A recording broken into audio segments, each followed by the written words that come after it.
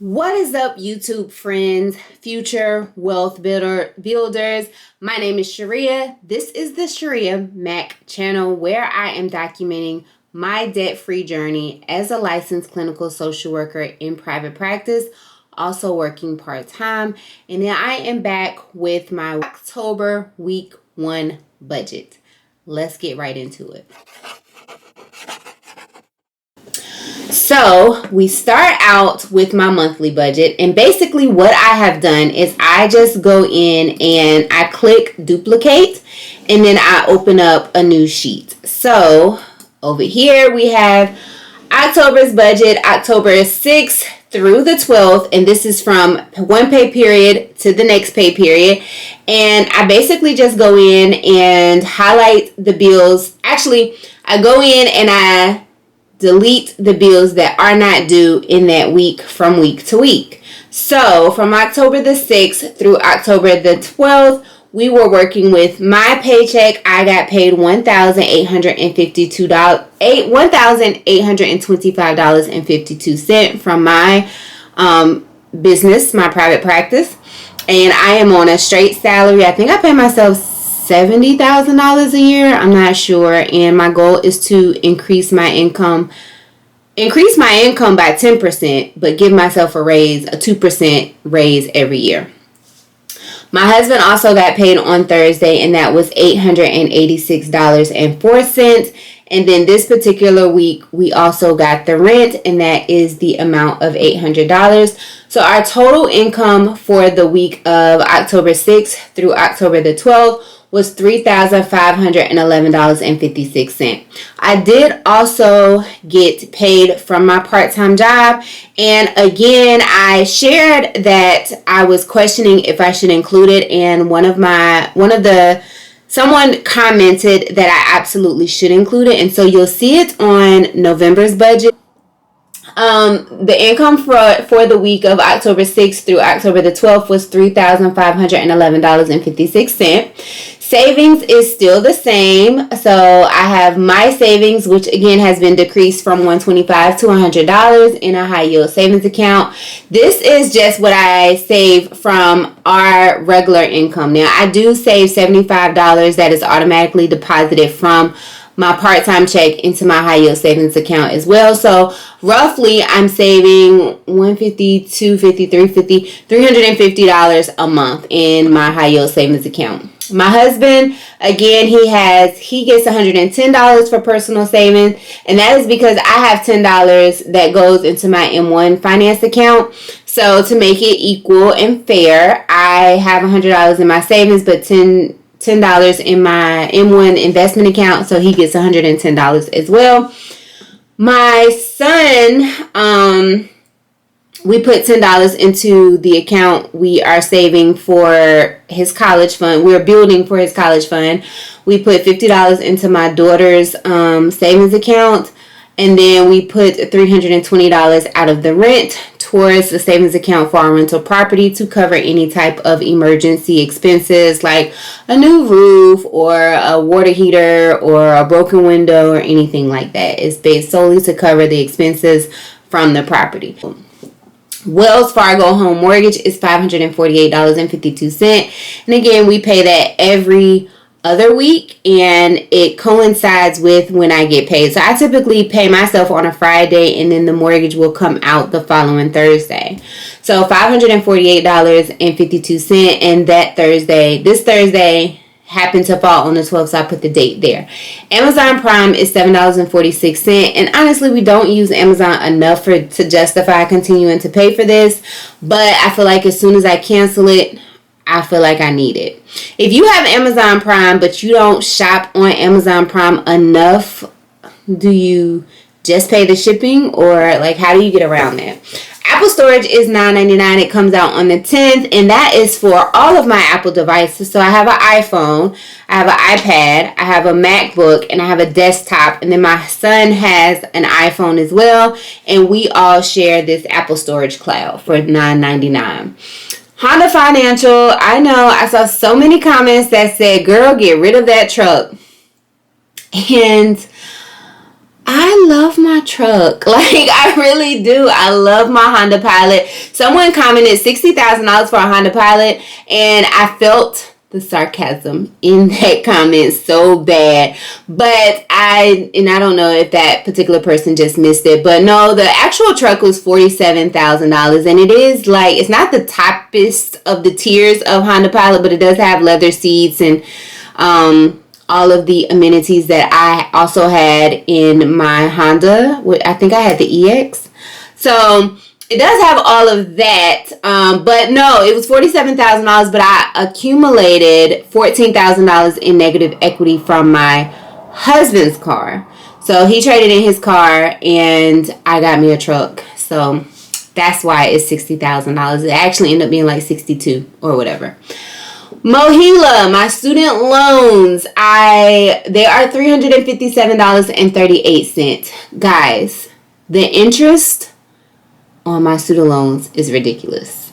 And I used to have this series called Student Loan Saturdays because I was focusing on my student loans. And I'm contemplating bringing that back because if you don't understand how predatory student loans are, I made a payment of $119 on my student loans from my part-time income. I put 10% of my part-time income towards my student loans so that those balance. And I'm targeting one student loan at a time until, I increase my income or we get, however that works. But I want to be doing something to decrease my debt to income ratio and student loans. We do want to buy additional investment properties. And so I thought it was important to be paying something on my student loans because the amount is so massive. And I don't want to go off on a tangent, but the amount is so massive. So I do take 10% of my part-time income and put it on my student loans. I made a payment of $119. Why did the interest take all $119 of my payment? Jesus, be a debt loan forgiver. Anyhow, so, I wish that my student loans were my target debt. Actually, I wish I would have just been smarter about paying off my student loans during the forbearance. But, you live and you learn. No need to cry over spilled milk. Anyhow, getting back to my budget. So, the student loan is my student loan payment is $357.38. That I know is only going to go towards interest because I'm accruing $20-some of interest per day. Like at the end of September, I had my interest was $557 for the month. Like that is ridiculous. So I know that payment will only go towards interest, and I hate that for myself and other student loan borrowers because, yeah. Anyhow, then we have child support. My husband, my bonus son, he gets $100 per week. And that goes into his savings account. He ain't saving none of it. He's spending it right on up. And then our insurance on our investment property is $98.20. And if it's highlighted in the yellow, that's just my way of keeping up with the fact that it has been paid or it has come out of our account. So, expenses for the week of October the 6th through October the 12th. Groceries was $100. I really need to be more intentional of going back in and closing out because this particular week, I think groceries came up to like $98 and I was so happy with myself. Gas, $135. And I know for me, it's under that. And typically what I'll do, I budget $65 for my car and my husband's car. I fill my car right on up. My husband, he's still on that scarcity mindset type of thing. So he'll put in $10 here, $15 there, $20 here. Sir, please just fill up the tank for $65 or less or however much it's going to be. But I go ahead and I fill my tank up because ain't nobody got time for that. So here lately it's been like $56. I think I just filled it up and it was $56. And I should take like that $9 or $10 or $11 and put it towards my debt. But I don't. I use that money and me and my son will go get some cake pops from Starbucks or we will go get some ices. The weather's kind of cold now, so we're not really getting ices. But you know what? Now that I'm talking out loud, I'm setting a bad example. I really need to set the example of finding fun ways to I need to set the example of finding ways to have fun and spend quality time that do not include spending money. Anyhow, so that is what I do with my gas. No nails or waxing. It is definitely time, but it wasn't time when I did this budget. Toiletries got $0. My boy's hair got $25. And household got $0. And then miscellaneous actually ended up coming up to like $60 for that week. And then we have debt. Debt payments for this week was $110. And that was $40 on my Amazon American Express. And actually, I paid off. That had a small balance. And so I paid that balance off out of my part-time income. And the same with my Platinum American Express. That had a small balance. And I paid that off my part-time income. And Ulta had a small balance. And I paid that off with my part-time income. So if you're like, well, what did you do with the $110? I made a debt payment. I put it on my Target debt, which is my state employees credit union credit card. So if we go to the top, the math is absolutely not mathing, because if we go to the budget versus the actual, and I really need to go in and fill out these actuals.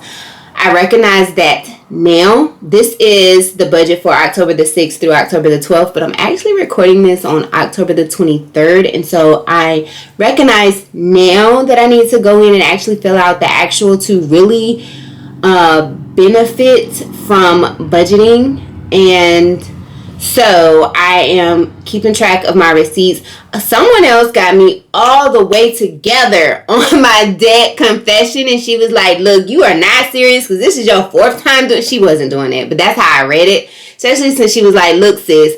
And when she said sis, I felt like it was all of this and all of that, but I'm here for it. So she was like, you need to stop playing. You say you're serious, but this is your 4th time. You really need to go to a cash system. And I was like, oh, I feel you, but I don't want to do that. But I did do it this week for groceries. I budgeted, and you'll see that I am a person who believes that if you want to do it, you will. So I don't make a lot of excuses. I have reasons. They're reasons. They're not excuses. I feel like the whole cash system, doing my budget, figuring out the cash, going to the bank is just too much time. But sis was right. I do need to get on the cash system because it is so much easier. If I have a $125 grocery budget, it's so much easier to slide my card and be like, oh, I'll pay it off. Especially since I have the part-time income. I'll pay it off out of my part-time income. So I started small. I took out cash for my groceries. And I implemented the cash method for my groceries this previous week. And I'll do a short about that. Coming up probably the week before I do that budget. But anyway, you won't have seen it by the time this goes up, because this is going up this Sunday. But I am going to get back to the cash envelope system, but I am going to take baby steps because I don't want to set myself up for failure. But anyway, getting into the budget versus the actual, I really need to make the habit of closing out my budget. The income was actual. It was $3,511.56. Savings, we did save $600. What we had in savings is exactly what went into our savings and investment accounts. Bills were $2,122.33. Our expenses, because I did not do a great job in tracking them, I'm not sure if that is accurate or not, but the debt payments are accurate, and you see that we had $369.23 remaining. But I don't know where that money is. And it's probably because it's in our miscellaneous budget.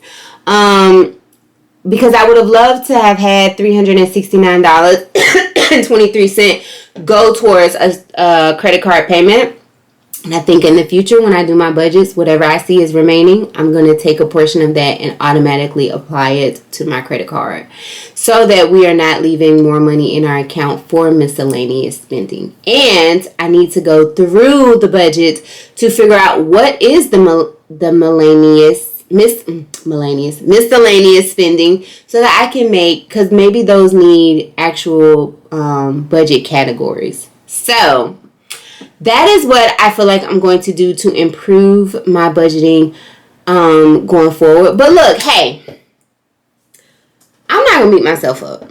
I am just getting back into budgeting, really honing down on budgeting to get out of debt. And I'm going to gradually make improvements. I am not expecting, I don't care how long I've been budgeting, I'm not expecting to be perfect.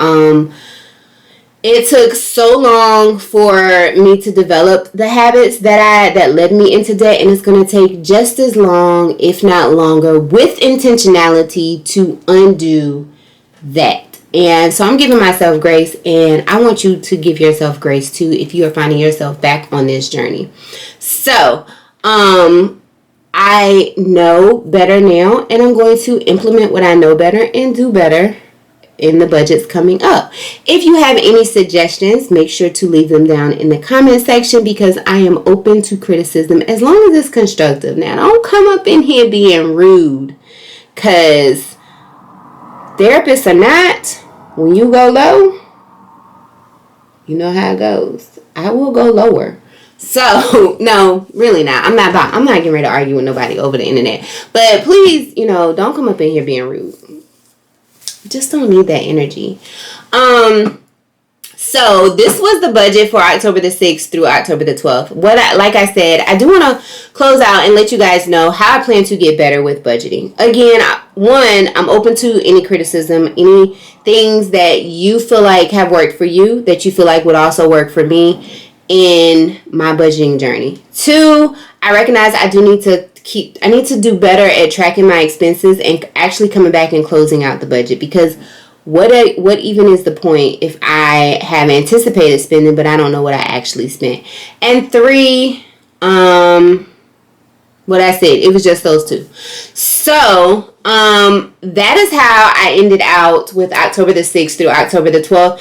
I am actually proud that we were not in the negative. This is basically what our expenses look like in the first week. What I'm thinking happened with those $369 is they made their way in. They were actually in the account, and it may show up on week budget number 2. But, and we had to, we applied that towards the bills for the following week. I don't think we just were out here spending frivolously, because we both know we don't have it to be doing such a thing. Anyhow, so that is the budget. Someone else did comment if I put the link to the budget in the description box, and I absolutely forgot, but I am going to make a note to do that this time. And that is it. That is it for my budget for the first week of October. Make sure to come back next Sunday for week budget number 2. And again, if you have any constructive criticism or any budgeting techniques that you feel like will be helpful for you, make sure to comment them down below. I really appreciate it if you have taken the time to watch thus far. If you have not already subscribed, please consider subscribing. And please remember, do not be debt shamed. Become debt free. Bye for now.